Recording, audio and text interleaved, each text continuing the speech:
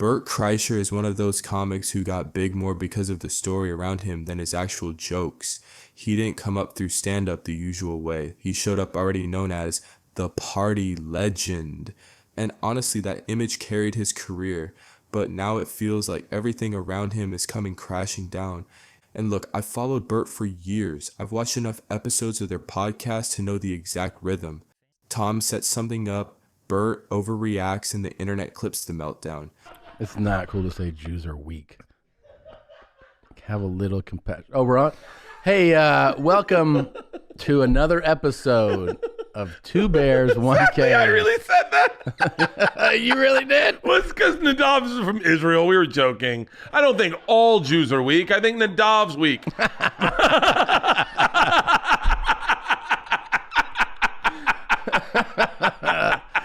He's one of. You said he's one of the sneaky ones that survived. No, not Yes, him. you did. No. It's always been the same formula, but Bert Kreischer was never funny in the traditional sense. He wasn't a punchline guy. He wasn't clever. He wasn't observational. His whole brand was being the fun, drunk uncle. People didn't laugh because the jokes were good. They laughed because Bert felt like he was doing the forbidden stuff. You got to realize, though, the reason they loved me is I went shot for shot with them that night, all night long, until like 4 a.m. But all I knew how to say in their language was, I'm the machine! And I f*** cats. Loud, sweaty, shirtless, reckless. To some people, that's entertaining, and that's fine. And trust me, it's not like I'm sensitive. I love edgy jokes. I'm black. I can take racist jokes, dark jokes, whatever. Just make it funny. But Bert's version of edgy was never smart. It was just loud.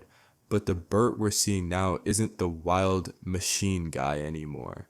He's not just less funny. He's getting into these weird, creepy moments that even longtime fans are calling out. And it's not the old goofy vibe. It's just uncomfortable. Like that whole conversation on the podcast where they started talking about recruiting OnlyFans girls. Bert is casually saying stuff like, me and you are going to pimp an OnlyFans page. We're going to pimp. So we're going to be an OnlyFans content creators pimps? Pimps or managers or producers, whatever, but pimps is a more accurate word. What we're going to do is we're going to find someone, a fan of ours, who has no OnlyFans presence at all. Very little. I'd say none. Well, none. Well, that means like, do they have a channel? You got to have someone that's. I think it's better if we take a virgin flower. Someone who's like, I've not even thought of doing this, and we're like, you should be a whore. Doing this and go and go. Let's because I mean, okay, we can take a porn star and just pimp her out, and just I guess more people will go see her. No, we can but take like I'm someone saying, who's got like a low key presence. Find a low key presence. Okay, and instead of Tom shutting it down, he actually tries to fix the idea by saying, no, not girls with no presence, maybe girls with a little presence. Brother, how does that make it any better? That whole exchange was weird from start to finish. So after coming up with his revolutionary idea of basically pimping girls for OnlyFans, here's Bert out there pitching it like it's some genius business plan on Bobby Lee's show. You ready for this? Yeah. I did this on Two Bears, so now I've said it twice. But it's a good idea. Tommy and I are adopting a OnlyFans girl for Two Bears. We're going to have a Two Bears OnlyFans girl. Okay. And then we're going to help run her OnlyFans, create her OnlyFans, generate content for her OnlyFans, produce her OnlyFans, and help blow her up so she can make a ton of money. So kind of like a Kill Tony of OnlyFans, like someone who's good and talented but only has a minute. And you at Bad Friends should do the same thing. Kind of like you're fostering. Yeah. Yeah. Is it a boy or a girl? We haven't made a decision yet. It's got to be a guy. It's got to be a guy. It could be both. Well, we gotta could. Bert, it's got to be a guy. We get why? Because it's a little creepy, no? No. Of course, he thinks it's genius in his mind. That's the greatest idea he's ever come up with.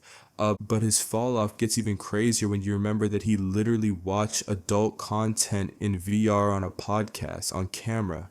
They recorded him sitting there with a headset on like it was normal. In virtual reality. So what's going on? What are you seeing? Okay, there is a Russian chick in a red dress. Okay. And she's sucking my dick. And Tom, I have abs. I have limited pubes. I have skinny legs. My jeans are to the left. I'm in a nice, bespoke kitchen. I got a, now I'm fucking her. Oh, hold on. You don't have to thrust. You can just watch. No, it's kind of cool. I'm on the same timing he is. Uh-huh. I wish you could touch her. You can try. Nope. I'm going right through her face. Okay. Holy shit, Tom, this is next level. And they use that as a thumbnail. Like, seriously, what are we doing here? How is this even supposed to be comedy? And he didn't stop there. He went on some long rant about his fantasy. Dude, I'm ready for a fucking robot chick. Yeah, they're available, man. You can afford it. You should do it. Dude, you can design them. They're $3,000. Should we make one? Let's make it two. feels like. Oh, okay. Would it be creepy if we made them and we made them look like people we know? Yeah, that'd be super creepy. And you're like, Sarah Tiana, come over to my house. I want you to meet my robot chick. And she's like, wow. I go, look, it's got a southern accent and everything. She's like, that's really cool. That's really cool. Yeah. But wait, why is she pregnant? And I was like, I don't know. I liked her better when she was pregnant. And the weirdest part, this dude has 2 teenage daughters. That alone makes the whole bit feel 10 times more uncomfortable.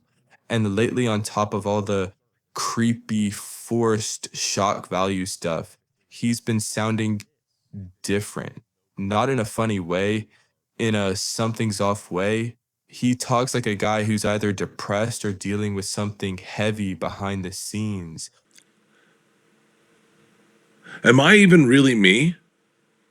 Or am I just a response to a ton of traumas that I didn't enjoy, and now I'm just deflecting? Everything about me is simply reacting to these things that happened to me as a kid. From 8th grade until 28 years old, for that period of time, never once did I ever hear a group of girls that I was friends with say, do you know who we should set up Courtney with? Bert.